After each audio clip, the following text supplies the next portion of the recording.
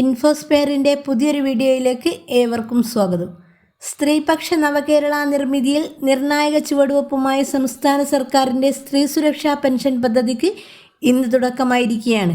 പദ്ധതിയുടെ സംസ്ഥാനതല ഉദ്ഘാടനം കഴിഞ്ഞ് 2 മണിക്കൂറിനുള്ളിൽ തന്നെ 10 ലക്ഷത്തിലധികം ഗുണഭോക്താക്കളുടെ അക്കൗണ്ടുകളിലേക്ക് ആദ്യ ഗഡുവായ 1000 രൂപ വീതം കൈമാറിയതായി മുഖ്യമന്ത്രി പിണറായി വിജയൻ ഫേസ്ബുക്ക് പോസ്റ്റിലൂടെ അറിയിച്ചു. സാമ്പത്തികമായി പിന്നോക്കം നിൽക്കുന്നതും മറ്റ് സാമൂഹ്യക്ഷേമ പദ്ധതികളിൽ അംഗങ്ങളല്ലാത്തതുമായ 35 മുതൽ 60 വയസ്സുവരെയുള്ള സ്ത്രീകൾക്കും ട്രാൻസ് വുമൺ വിഭാഗത്തിനുമാണ് പ്രതിമാസം 1000 രൂപ വീതം ഈ പദ്ധതിയിലൂടെ ലഭിക്കുന്നത്.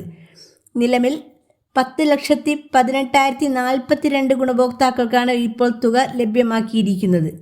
സാമ്പത്തിക പരാശ്രിതത്വം സ്ത്രീകളെ നിശബ്ദരാക്കുന്നുണ്ടെന്നും ആ അവസ്ഥയ്ക്ക് വിരാമമിടാനാണ് സർക്കാർ ഇത്തരമൊരു ഇടപെടൽ നടത്തുന്നതെന്നും മുഖ്യമന്ത്രി പറഞ്ഞു. സംസ്ഥാനത്ത് സ്ത്രീ സുരക്ഷാ പെൻഷന് വേണ്ടി അപേക്ഷ വെച്ചവർ നമ്മുടെ വീടുകളിലുണ്ടെങ്കിൽ ഈ വീഡിയോ പൂർണ്ണമായും കാണണം. കാരണം നമുക്ക് ആനുകൂല്യങ്ങൾ മുടങ്ങാതിരിക്കാൻ വേണ്ടി നമ്മുടെ ഭാഗത്ത് നിന്ന് വീഴ്ചകളൊന്നും തന്നെ ഉണ്ടാവാൻ പാടില്ല. സംസ്ഥാന സർക്കാർ ഈ സ്കീമിന് വേണ്ടി രജിസ്ട്രേഷൻ വിളിച്ചപ്പോൾ തന്നെ ഒരുപാട് അപേക്ഷകൾ വന്നിരുന്നു. അതിൽ ഒരുപാട് അപേക്ഷകളിൽ ഇപ്പോൾ പൊരുത്തക്കേടുകൾ റിപ്പോർട്ട് ചെയ്യപ്പെട്ടിട്ടുണ്ട്. അതായത് അപേക്ഷകൾ റിട്ടേൺ ആവുകയാണ്. അപേക്ഷ റിജക്റ്റ് ആയിട്ടില്ല, പക്ഷേ തിരുത്തലുകൾ നടത്തി റീസബ്മിറ്റ് ചെയ്തില്ലെങ്കിൽ റിജക്റ്റ് ആവുന്നതാണ്. നമ്മുടെ സംസ്ഥാനത്ത് സ്ത്രീ സുരക്ഷാ പെൻഷൻ്റെ വെരിഫിക്കേഷൻ ആരംഭിച്ചിരിക്കുകയാണിപ്പോൾ.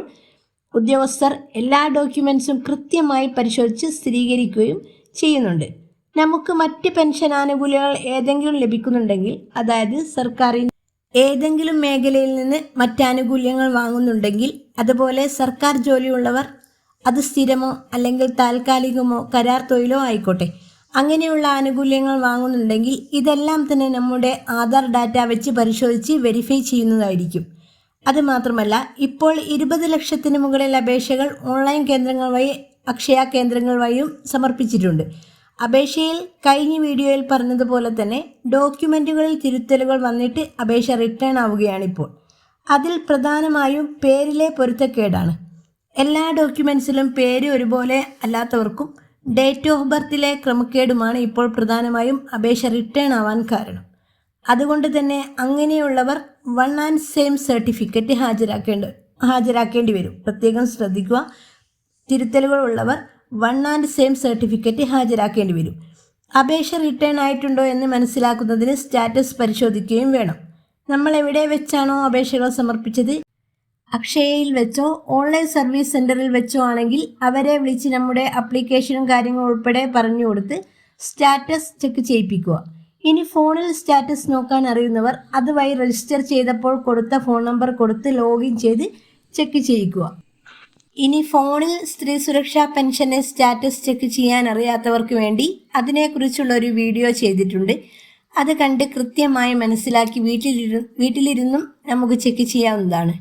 അതിനുശേഷം പേരിലോ ഡേറ്റ് ഓഫ് ബർത്തിലോ പൊരുത്തക്കേടുകൾ ഉണ്ടെങ്കിൽ 1 and same സർട്ടിഫിക്കറ്റ് ഹാജരാക്കി അത് തിരുത്തണം. എങ്കിൽ മാത്രമേ നമുക്ക് തുക അക്കൗണ്ടുകളിലേക്ക് ക്രെഡിറ്റ് ആവുകയുള്ളൂ. അപ്പോൾ സ്ത്രീ സുരക്ഷാ പെൻഷൻ പദ്ധതിയുടെ ആനുകൂല്യത്തിന് അപേക്ഷ വെച്ചവർ തീർച്ചയായും ഇക്കാര്യങ്ങളൊക്കെ നിങ്ങൾ ശ്രദ്ധിക്കുമല്ലോ. ഇനിയും അപേക്ഷ വെക്കാൻ അവസരമുണ്ട്. അപേക്ഷകൾ നടന്നുകൊണ്ടിരിക്കുകയാണിപ്പോൾ. അക്ഷയ വഴിയോ സ്മാർട്ട് ഫോൺ വഴിയോ അപേക്ഷിക്കാവുന്നതാണ്. 35-നും 60 വയസ്സിനും ഇടയിൽ പ്രായമുള്ളവർക്കാണ് അർഹതയുള്ളത്.